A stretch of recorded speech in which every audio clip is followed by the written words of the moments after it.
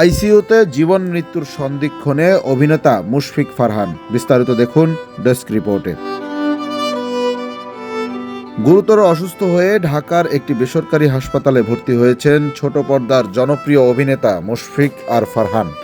শুক্রবার রাতে তাকে আইসিইউতে নেওয়া হয়। শনিবার দুপুরে হাসপাতালের গণসংযোগ বিভাগ থেকে সাংবাদিকদের বিষয়টি নিশ্চিত করা হয়।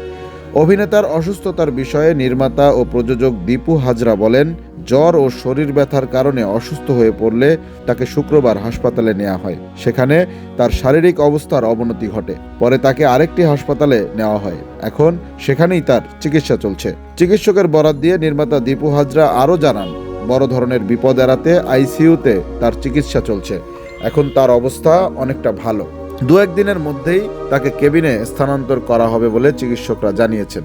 এদিকে শনিবার এই অভিনেতার একটি নাটকের শুটিং ছিল, সেই শুটিং বাতিল করা হয়েছে।